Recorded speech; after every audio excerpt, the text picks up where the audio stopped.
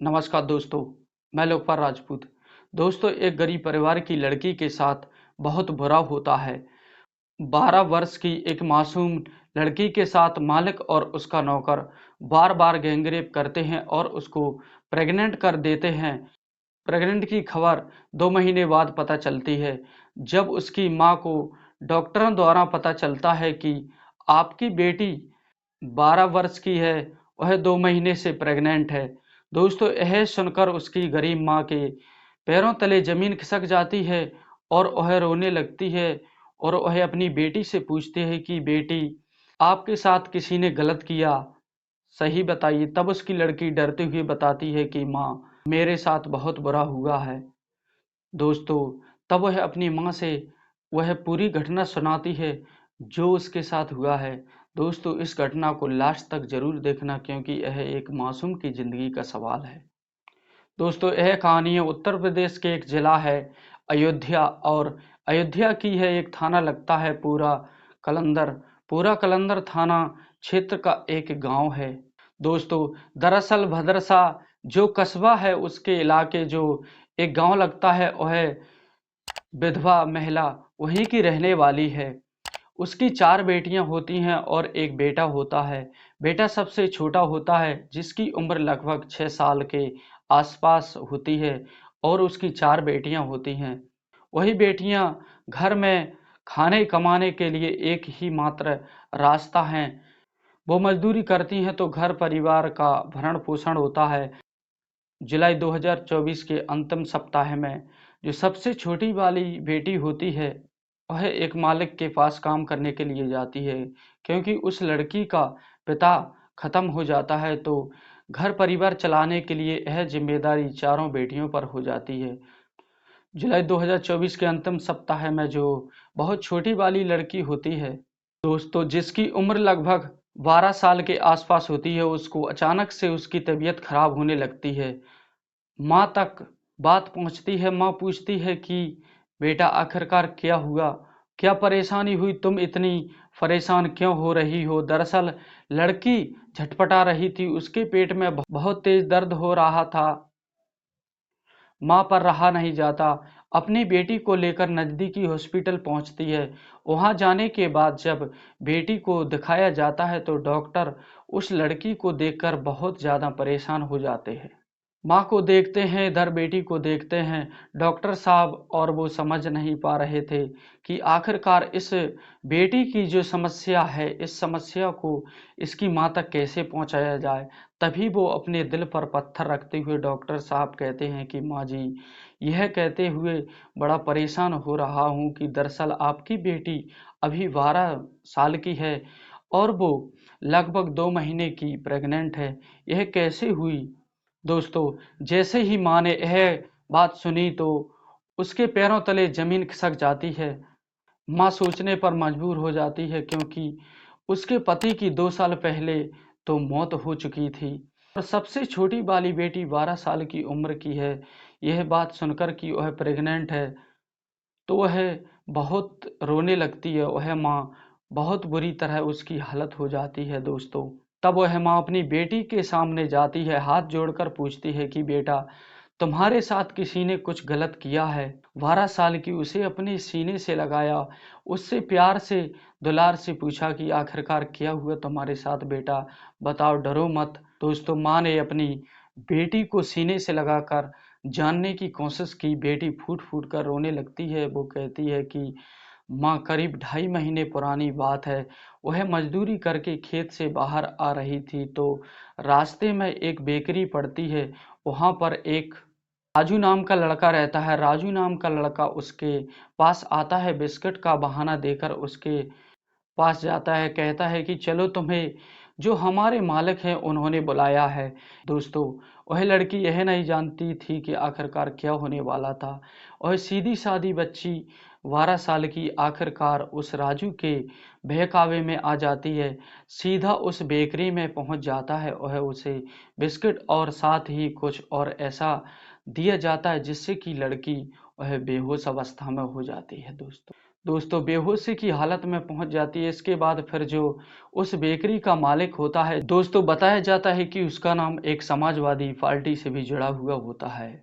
साथ ही वो बेकरी का मालिक होता है और उस लड़की के साथ वो बलात्कार करता है। जब वो बलात्कार कर रहा था तब राजू उसके पास में खड़े होकर उसका वीडियो बना रहा था, जो उसका नौकर था।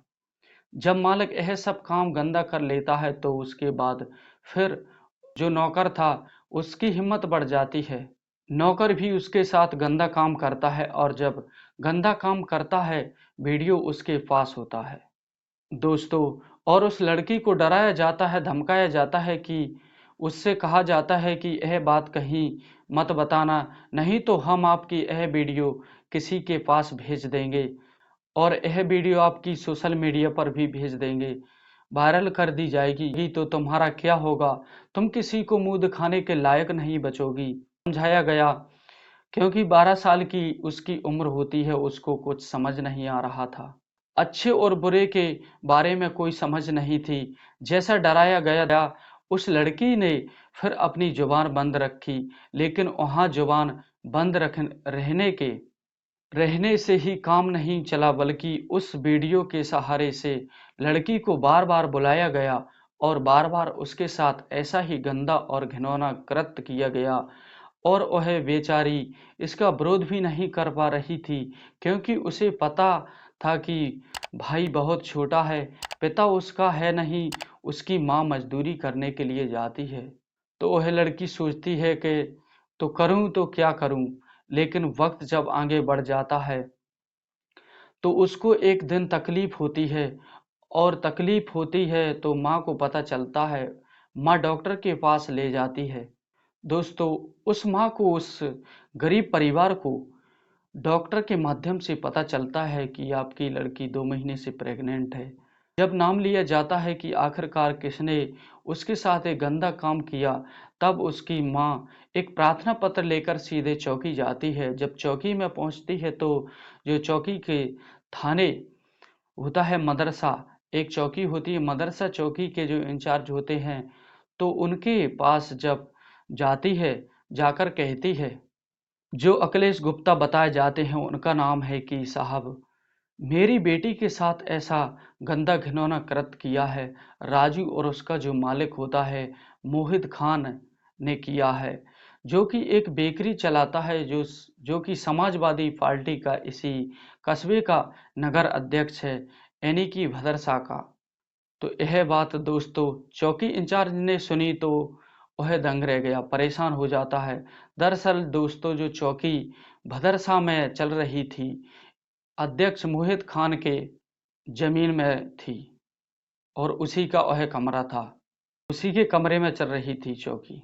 ऐसी स्थिति में उसने महिला को सलाह मशवरा दिया कि एक काम करो, तुम इस जो मालिक है इसका नाम हटा दो और नौकर का नाम रखो। तो महिला कहती है कि मैं ऐसा नहीं करूंगी। तब वह पुलिस वाला कहता है कि तभी मैं आपकी कार्रवाई आगे को बढ़ाऊंगा। तो वह महिला कहती है कि नहीं, मैं इसका नाम नहीं कटवाऊंगी। चौकी इंचार्ज ने कुछ न कुछ बहाना बनाने की कोशिश की। वक्त आगे बढ़ने लगता है, महिला फिर से आने लगती है। उसके बाद मामला थाना अध्यक्ष तक पहुंचता है। तो थाना अध्यक्ष बताया जाता है कि तरह तरह के बहाने करने लगते हैं, एफआईआर दर्ज नहीं होती है। तब वह महिला थोड़ा परेशान होकर एक इसी कस्बे की, इसी जगह की एक महिला होती है जो कि सामाजिक कार्यकर्ता होती है। बात जब वहां तक पहुंचती है तो वह महिला इस महिला के साथ सीधा थाने और चौकी का रुख करती है और जाकर कहती है कि एफआईआर दर्ज क्यों नहीं करते हो। इसी बात पर अनसुनी हो जाती है, कहा सुनी कुछ ज्यादा बढ़ जाती है। उसके बाद न केवल कहा सुनी होती है, बल्कि विश्व हिंदू परिषद, साथ ही बजरंग दल, निषाद पार्टी, कई ऐसे लोग इकट्ठा हो जाते हैं और इकट्ठा होने के बाद हंगामा करना शुरू कर देते हैं। जैसे ही हंगामा करना शुरू करते हैं तो बात यह अखबारों में प्रकाशित हो जाती है, साथ ही सोशल मीडिया पर चलने लगती है।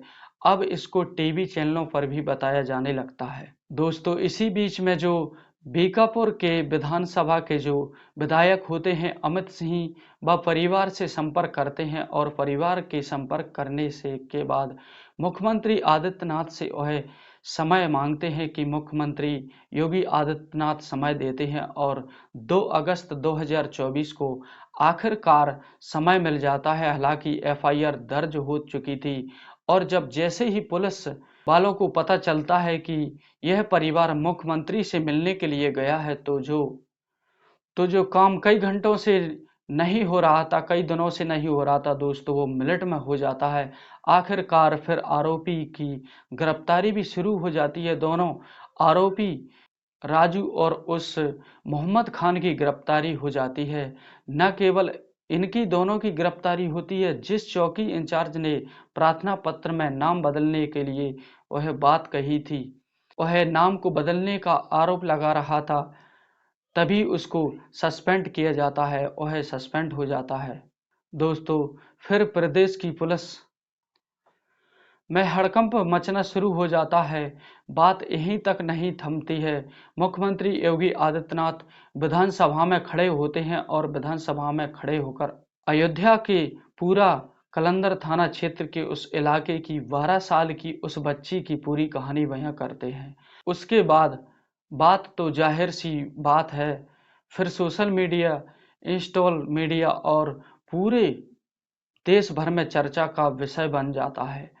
अब जो शासन होता है, प्रशासन होता है, वो सक्रिय हो जाता है और सक्रिय होने के बाद जो ये दोनों आरोपी होते हैं उनकी गिरफ्तारी तो हो ही जाती है, साथ ही उनकी जगहों की छानबीन करना शुरू कर देते हैं कि आखिरकार उसके पास कितनी जमीन है, कितनी अवैध रूप से है, कितनी वैध रूप से है। लड़की का बलात्कार होता है, उस बेकरी का जब पता चलता है कि यह अवैध रूप से बनाई गई है, तो वहाँ पर बुलडोज़र चल जाता है, उसे तहस-नहस कर देते हैं। इसने बुरा किया है तो बुरे को बुरा ही होना चाहिए। दोस्तों, इसलिए इस आरोपी के खिलाफ कड़ी से कड़ी कार्रवाई होनी चाहिए। दोस्तों, उस 12 साल की मासूम लड़की के साथ जो हुआ, वह सोशल मीडिया पर बहुत जल्दी फैल जाता है। दोस्तों, हम भी इस वीडियो से यह गुजारिश करते हैं कि उस 12 वर्ष की एक गरीब परिवार की लड़की को इंसाफ दिया जाए दोस्तों, और उन दोनों के साथ कड़ी से कड़ी कार्रवाई की जाए। दोस्तों, यह घटनाक्रम को सुनाने का मकसद किसी को दिल को ठेस पहुंचाना नहीं है, बल्कि आपको जागरूक करना है, क्योंकि अपने समाज में, अपने देश में बहुत ही ऐसी घटनाएं होती रहती हैं जिससे आप अपनी लड़कियों एवं माता बहनों को सजग रहना चाहिए। दोस्तों, मिलता हूँ अगली वीडियो में, तब तक के लिए खुश रहिए, खुशियाँ बांटते रहिए और कमेंट में अपनी राय जरूर देना। मिलता हूँ अगली वीडियो में। जय हिंद, जय भारत।